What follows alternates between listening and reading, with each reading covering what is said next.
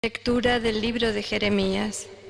El mismo año, el año cuarto de Sedecías, rey de Judá, el quinto mes, Hananías, hijo de Asur, profeta de Gabaón, me dijo en el templo, en presencia de los sacerdotes y de todo el pueblo: esto dice el Señor del universo, Dios de Israel.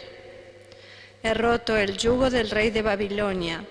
Antes de 2 años devolveré a este lugar el ajuar del templo, que Nabucodonosor, rey de Babilonia, tomó de este lugar para llevárselo a Babilonia. A Jeconías, hijo de Joaquín, rey de Judá, y a todos los desterrados de Judá que marcharon a Babilonia, yo mismo los haré volver a este lugar, oráculo del Señor, cuando rompa el yugo del rey de Babilonia. El profeta Jeremías respondió al profeta Hananías delante de los sacerdotes y de toda la gente que estaba en el templo. Le dijo así el profeta Jeremías: así sea, así lo haga el Señor, que el Señor confirme la palabra que has profetizado y devuelva de Babilonia a este lugar el ajuar del templo y a todos los que están allí desterrados. Pero escucha la palabra que voy a pronunciar en tu presencia y ante toda la gente aquí reunida. Los profetas que no precedieron a ti y a mí desde tiempos antiguos profetizaron a países numerosos y a reyes poderosos, guerras, calamidades y pestes. Si un profeta profetizaba prosperidad, solo era reconocido como profeta auténtico enviado por el Señor cuando se cumplía su palabra. Entonces Hananías arrancó el yugo del cuello del profeta Jeremías y lo rompió. Después dijo Hananías a todos los presentes: esto dice el Señor: de este modo romperé el cuello de todas las naciones, el yugo de Nabucodonosor, rey de Babilonia, antes de 2 años. El profeta Jeremías se marchó. Vino la palabra del Señor a Jeremías después de que Hananías hubo roto el yugo del cuello del profeta Jeremías. El Señor dijo: ve y dile a Hananías: esto dice el Señor, tú has roto el yugo de madera, pero yo haré un yugo de hierro. Porque esto dice el Señor del universo, Dios de Israel: pondré un yugo de hierro al cuello de todas las naciones para que sirvan a Nabucodonosor, rey de Babilonia, y se le sometan. Les entregaré hasta los animales salvajes. El profeta Jeremías dijo al profeta Hananías: escúchame, Hananías, el Señor no te ha enviado y tú has inducido a este pueblo a una falsa confianza. Por tanto, esto dice el Señor: voy a hacerte desaparecer de la tierra. Este año morirás porque has predicado rebelión contra el Señor. Y el profeta Hananías murió aquel mismo año, el 7º mes. Palabra de Dios. Te alabamos, Señor. Instrúyeme, Señor, en tus decretos. Instrúyeme, Señor, en tus decretos. Apártame del falso camino y dame la gracia de tu ley. Instrúyeme, Señor, en tus decretos. No quites de mi boca las palabras sinceras, porque yo espero en tus mandamientos. Instrúyeme, Señor, en tus decretos. Vuelvan a mí los que te temen y hacen caso de tus preceptos. Instrúyeme, Señor, en tus decretos. Sea mi corazón perfecto en tus decretos, así no quedaré avergonzado. Instrúyeme, Señor, en tus decretos. Los malvados me esperaban para perderme, pero yo meditaba tus preceptos. Instrúyeme, Señor, en tus decretos. No me aparto de tus mandamientos, porque tú me has instruido. Instrúyeme, Señor, en tus decretos. Aleluya, aleluya, aleluya. No solo de pan vive el hombre, sino de toda palabra que sale de la boca de Dios. Aleluya, aleluya, aleluya.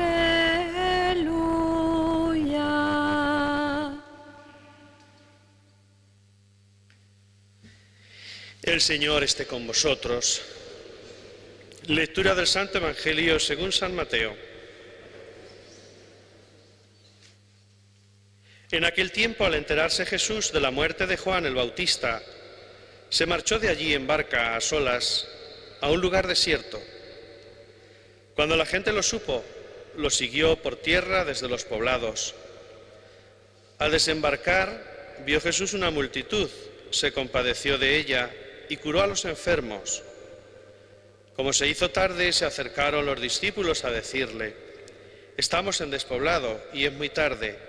Despide a la multitud para que vayan a las aldeas y se compren comida». Jesús les replicó: «No hace falta que vayan, dadles vosotros de comer». Ellos le replicaron: «Si aquí no tenemos más que 5 panes y 2 peces». Les dijo: «Traédmelos». Mandó a la gente que se recostara en la hierba y, tomando los 5 panes y los 2 peces, alzando la mirada al cielo, pronunció la bendición, partió los panes y se los dio a los discípulos. Los discípulos se los dieron a la gente. Comieron todos y se saciaron, y recogieron 12 cestos llenos de sobras. Comieron unos 5.000 hombres, sin contar mujeres y niños. Palabra del Señor.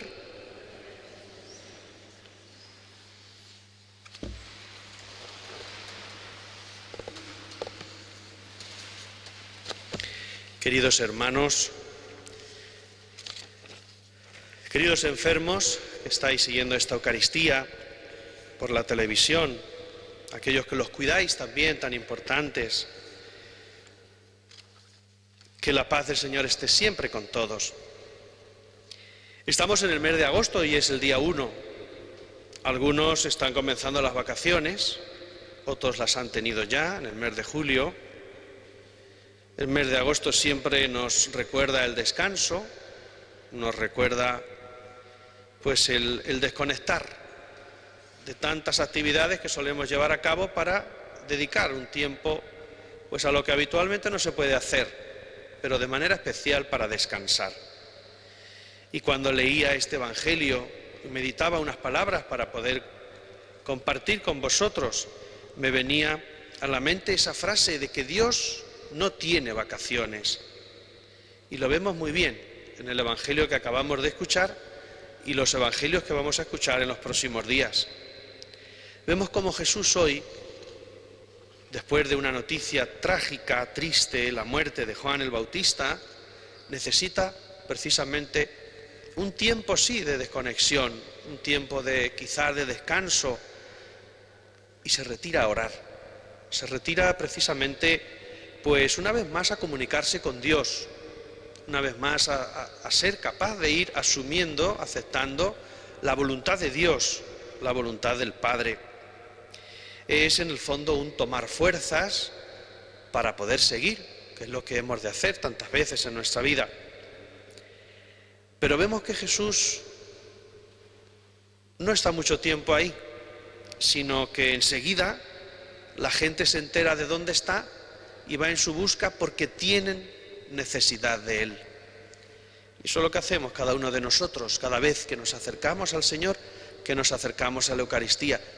Tenemos necesidad de que Dios esté presente en nuestra vida. Y no necesita Jesús mucha insistencia.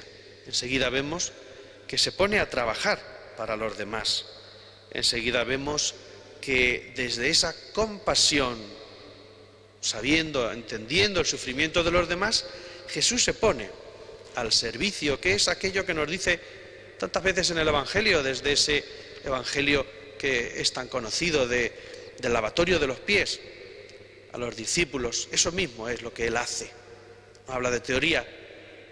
Jesús habla siempre, precisamente, no tanto con las palabras, sino con el ejemplo. Y una vez más, lo hace. Vio la multitud, se compadece y se pone a trabajar, a curar a los enfermos, a decirles una palabra de aliento, de ánimo, de vida. Ojalá y cada vez que nosotros también tengamos necesidad de Dios, cada vez que salgamos a su encuentro y nos encontremos con Él, en los hermanos, en los sacramentos, sintamos también, como estos enfermos del Evangelio, pues esa palabra, ese abrazo, ese sentir acompasado del corazón de Dios con el propio nuestro, para poder seguir adelante, para poder seguir cargando con nuestras propias cruces. Eso hacemos siempre que participamos en la Eucaristía, porque aunque realmente esta experiencia que tiene la multitud no sea la de una Eucaristía, pero es la de la mesa, es la experiencia de la fracción del pan. La multitud no solo se sacia con la presencia de Dios, sino también con el pan que Él reparte. Esos 5 panes y 2 peces que son tan significativos para nosotros, es decir, prácticamente nada. ¿Qué es eso para tanta gente? Nada de nada. El milagro está en el compartir, el milagro está en el poder repartir, el milagro está en no escabullirnos de aquello que nos toca. Jesús lo dice muy claro: dadles vosotros de comer. Y se lo dice a sus discípulos lo mismo que nos lo dice a cada uno de nosotros.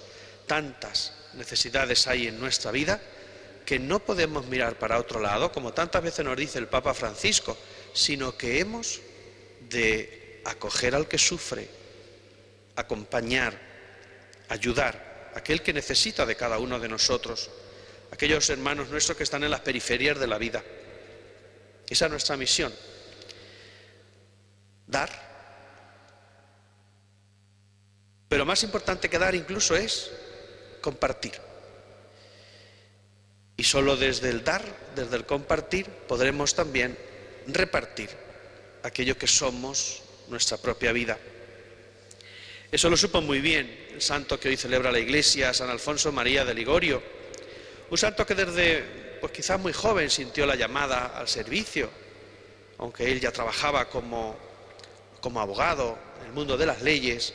Él sintió enseguida que Dios lo llamaba para defender a otros, precisamente de otros males, de los pecados, de ese mal del corazón que tantas veces tenemos y que Cristo nos cura, que Dios nos cura en la confesión.